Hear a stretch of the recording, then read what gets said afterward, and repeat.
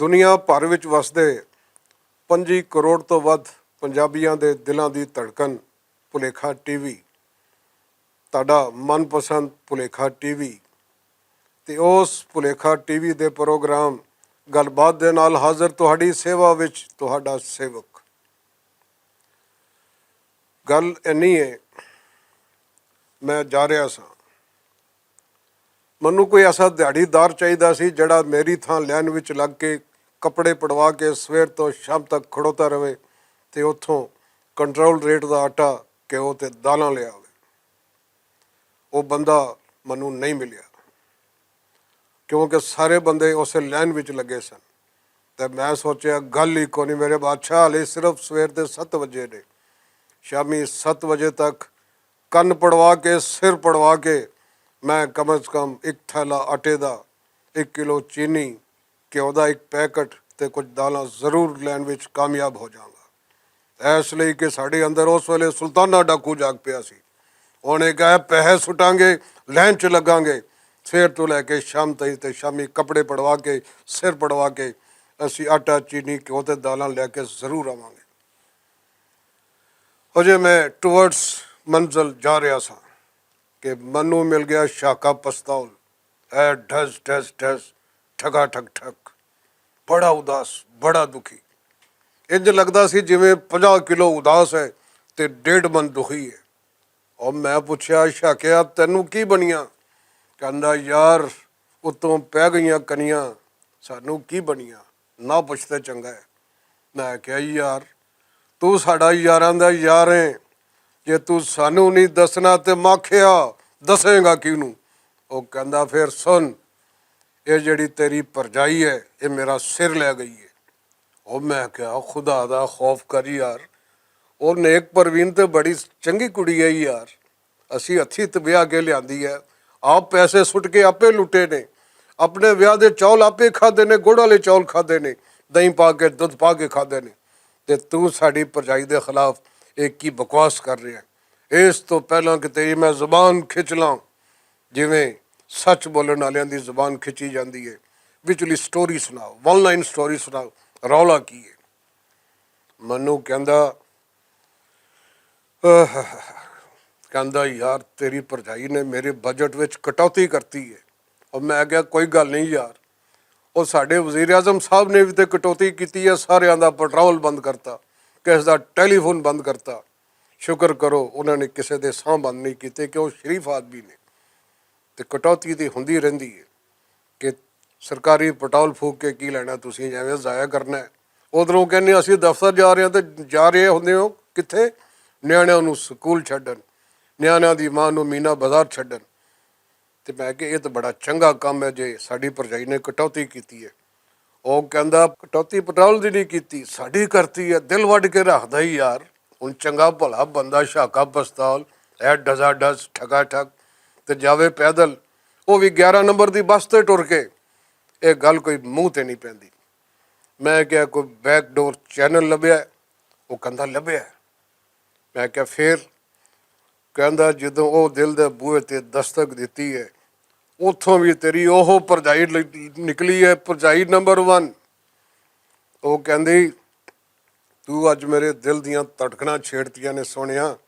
ਇਸ ਖੁਸ਼ੀ 'ਚ ਮੈਂ ਸਿਰਫ ਇੰਨਾ ਰਿਲੀਫ ਦੇ ਸਕਦੀ ਹਾਂ ਕਿ ਅੱਗੇ ਸਾਲ 6 ਮਹੀਨਿਆਂ ਬਾਅਦ ਮੁਸਕਰਾਉਂਦੀ ਸੀ ਤੇ ਬਜਟ ਤੋਂ ਬਾਅਦ ਮੁਸਕਰਾਉਣਾ ਭੁੱਲ ਗਈ ਸੀ। ਹੁਣ ਮੈਂ ਕਦੀ ਕਦਾਰ 2-4 ਮਹੀਨਿਆਂ ਬਾਅਦ ਤੇਰੇ ਵੱਲ ਮੁਸਕਰਾ ਕੇ ਵੇਖ ਲਿਆਂਗੇ। ਪਰ ਤੂੰ ਇਹ ਨਾ ਸਮਝੀ ਕਿ ਮੈਂ ਰੋ ਰਹੀ ਹਾਂ ਕਿਉਂਕਿ ਮੈਂ ਮੁਸਕਰਾ ਰਹੀ ਹਾਂ। ਜੇ ਤੈਨੂੰ ਰੋਂਦੀ ਹੋਈ ਲੱਗਾ ਤਾਂ ਸਮਝ ਲਈ ਕਿ ਮੇਰੀ ਸ਼ਕਲ ਹੀ ਇਹੋ ਜਿਹੀ। ਮੈਂ ਕਿਹਾ ਤੂੰ ਫਿਕਰ ਨਾ ਕਰ ਸੋਹਣੀਏ, ਅਸੀਂ ਵੀ ਸਵੇਰੇ ਸਵੇਰੇ ਜਦੋਂ ਸ਼ੀਸ਼ਾ ਵੇਖੀਦਾ ਸਾਨੂੰ ਵੀ ਪਤਾ ਲੱਗ ਜਾਂਦਾ ਹੈ ਕਿ ਅਸੀਂ ਕਿੰਨੇ ਕਿੰਨੇ ਪਾਣੀ ਦੇ ਵਿੱਚ ਹਾਂ। ਤੂੰ ਕੁਛ ਮਿਹਰਬਾਨੀ ਫਰਮਾ, ਕਮ ਅਜ਼ ਕਮ ਸਾਨੂੰ ਇੰਨੀ ਸਬਸਿਡੀ ਦੇ ਕੇ ਅਸੀਂ ਜਿਹੜਾ ਆਪਣਾ ਪੈਟਰੋਲ ਪਵਾ ਲਈਏ, ਭਾਵੇਂ 50 ਦਾ ਪਵਾ ਲਈਏ। ਪਰ ਹੁਣ ਤਾਂ ਪੈਟਰੋਲ ਪੰਪ ਵਾਲੇ ਵੀ 50 ਦਾ ਪੈਟਰੋਲ ਨਹੀਂ ਦਿੰਦੇ, ਕਹਿੰਦੇ 100 ਦਾ ਪਾਪਾ ਲਿਆਓ, ਤੇ ਕਮ ਅਜ਼ ਕਮ ਥੋੜ੍ਹੀ ਜਿਹੀ ਸਾਡੀ ਇੱਜ਼ਤ ਰਹਿ ਜਾਏ। ਉਹਨੇ ਕਿਹਾ ਜਿਹੜੀਆਂ ਇੱਜ਼ਤਾਂ ਸਨ ਉਹ ਤਾਂ ਗਈਆਂ, ਮਹਿੰਗਾਈ ਖਾ ਗਈ, ਨਾ ਇਨਸਾਫੀ ਖਾ ਗਈ, ਭੁੱਖ ਖਾ ਗਈ, ਅਦਮੇ ਮਸਾਵਾਤ ਖਾ ਗਈ। ਤੂੰ ਮਿੱਟੀ ਨਾ ਫਰੋਲ ਜੋਗਿਆ, ਨਹੀਂ ਲੱਭਦੇ ਲਾਲ ਗੁਆਚੇ। ਤੇ ਤੇਰੀ ਹਾਲਤ ਮੇਰੇ ਤੋਂ ਵੇਖੀ ਨਹੀਂ ਜਾਂਦੀ। ਸਾਡਾ ਦਿਲ ਕੁਛ ਨਰਮ ਜਿਹਾ ਹੋ ਗਿਆ। ਹਾਲਾਂਕਿ ਔਰਤਾਂ ਦੇ ਦਿਲ ਨਰਮ ਨਹੀਂ ਹੁੰਦੇ, ਪੱਥਰ ਦੇ ਹੁੰਦੇ ਨੇ। ਜੇ ਨਹੀਂ ਯਕੀਨ ਤੇ ਸ਼ੀਰੀਂ ਤੋਂ ਪੁੱਛ ਲਓ, ਫਰਿਆਦ ਦੱਸੇਗਾ। ਜੇ ਨਹੀਂ ਯਕੀਨ ਤਾਂ ਹੀਰ ਤੋਂ ਪੁੱਛ ਲਓ, ਰਾਂਝਾ ਦੱਸੇਗਾ। ਕਿਸੇ ਨੂੰ ਨਹਿਰ ਖੋਦਣ ਤੇ ਲਾਤਾ ਕਿ ਭਾਜੀ ਇਹਦੇ ਚੋਂ ਭਲ ਸਫਾਈ ਕਰੋ, ਕਿਸੇ ਨੂੰ ਮੱਝਾਂ ਚੋਣ ਤੇ ਲਾਤਾ ਕਿ ਬਾਲਟੀ ਭਰ ਕੇ ਦੁੱਧ ਭਰਨਾ ਬਾਲਟੀ ਨਾਲ, ਤੇ ਬਾਲਟੀ ਵਿੱਚ ਹੰਗਾਲ ਦਾ ਪਾਣੀ ਨਹੀਂ ਰਲਣਾ।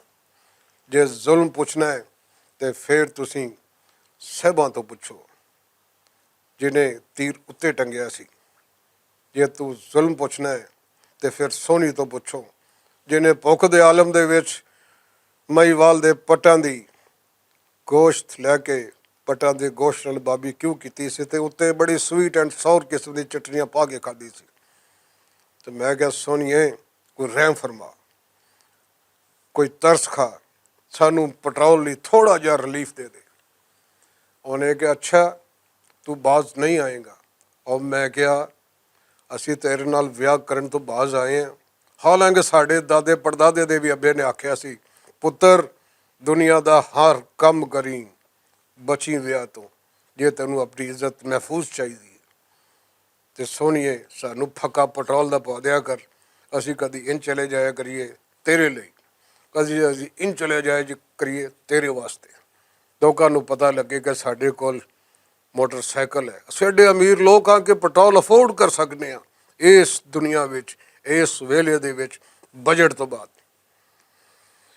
ਬਸ ਭਗਵਾਨ ਜੀ ਫਿਰ ਨਾ ਪੁੱਛੋ, ਉਹਨੇ ਫੌਰਨ ਨਿੱਕੇ ਕਾਕੇ ਨਵਾਜ਼ੀ, ਓਏ ਨਿੱਕਿਆ ਇੱਧਰ ਆ, ਬਸਤਾ ਸੁੱਟ।